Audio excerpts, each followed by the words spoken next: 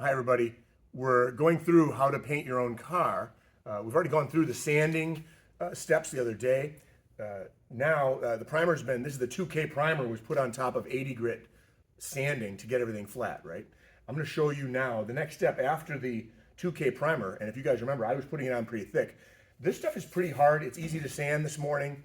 All it did was sit overnight. I set it on top of the Beetle, and we're going to show you, zoom in here, and you can see this is a pretty rough finish. It's not, if I was to look at this and feel it, you can feel the little bumps like in here. There's little defects even down here. Look, here's a piece I missed.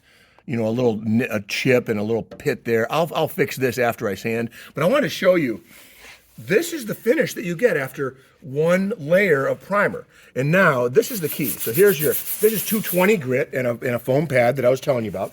And I'm going to gently, just barely scuff it. And you can see, zoom in there, and you can see all the little mini mountains, you can see little imperfections here. Watch how fast, and this is all you want to do.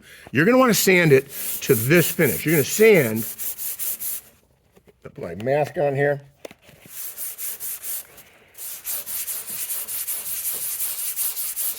And I'm barely pushing. I'll do one half nice and smooth and the other half as you saw it, okay? So there you go. So now, let's wipe this off.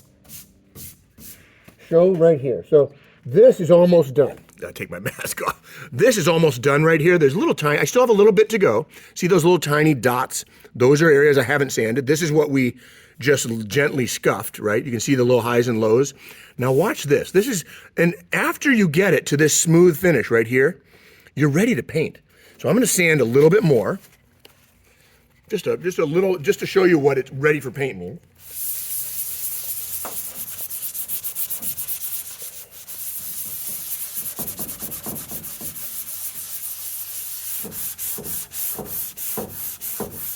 Really easy to feel the primer coming right off. And you could do this with that DA, with the air sander if you want. You can go around curves like this. Right? And look how fast the dust is just falling off. I mean, this stuff is just literally melting away under the sandpaper. It really is fantastic. And the amount of dust is prolific. You're going to see a ton. And do curves like this.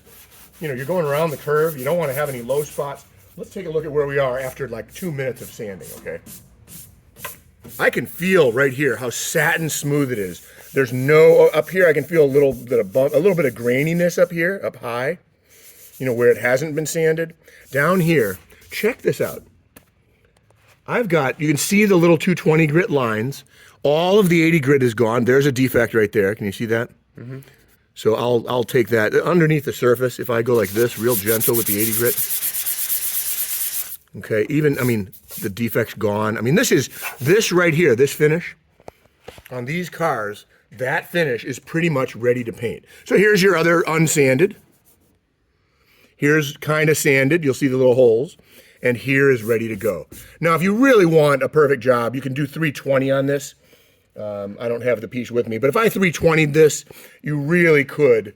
It takes a little longer to sand it with the fine sandpaper, but the 320 would be fine if you were doing a really, really good job. But like I said, 220 grit on this primer, that's one coat. Usually, like on these little parts here, I'll have to, sand that with 80 grit again, use a little bit of Bondo. That little chip down there was too much to really use spot filler on because it's on an edge. I don't want it coming off, So I'll Bondo that. I'll sand it real quick. I'll spot prime just that area. But this whole window surround is pretty much one of the more complicated pieces on the car. And it's cake. I'll paint this piece off of the car. Remember, if I'm talking to a garage paint job for a Smith Ute, if you're doing a whole car like an old Chevy or something, look, you're going to sand it like this. You're going to blow it all off. You're going to paint it as one big car, one big piece, one quarter panel at a time. With the Smith Utes, at home, I paint each one of these pieces separately, the quarters, the rear surround, the roll pin.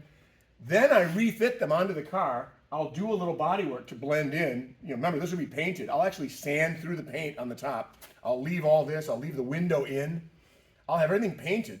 And then I'll tie everything together, the quarter panel, the rear, everything painted, put it back on. Wherever I scratch it or hurt it, remember I'm driving in the meantime, that's the key to putting them on painted. Even if you have a rivet showing, you're driving the car, right? That's the key.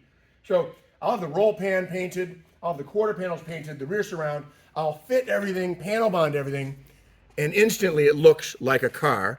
And the small little areas where I tie in the roof, or I tie in the roll pan at the bottom, those little areas, I'll do body work later, but I'll only be painting this much. I'm not gonna paint the whole car and mess up my whole garage while I'm driving. So that's how I do it with shop trucks. I'm just sharing how fast you can do this. Remember yesterday afternoon, we did the cover for the tailgate. I did this, maybe an hour and a half of sanding on, I'm saying an hour and a half, it's really like 30 minutes to sand the same piece you're getting on the Beetle. These quarters take time. You know, you're gonna be sanding these for 4 hours or so, getting everything right, because there's a lot of curves, there's a lot of edges, things like that. But the rear surround, the gate, the roll pan, you're gonna bomb through these things and paint them and feel really good about finishing the car. So 220 grit, ready to go. Wipe it down with ethanol, you know, with the fuel. You know, not so much lacquer thinner, but the camp stove fuel. I use either, you know, odorless mineral spirits or the camp stove fuel that you can buy at Home Depot. It's basically ethanol. All of those things you want to wipe this down after sanding it. Get all the dust off, wipe it down, make sure there's no finger grease on it, and then the next video is going to be doing the color base coat and clear coat, and you're going to be amazed at how fast and easy this was to paint.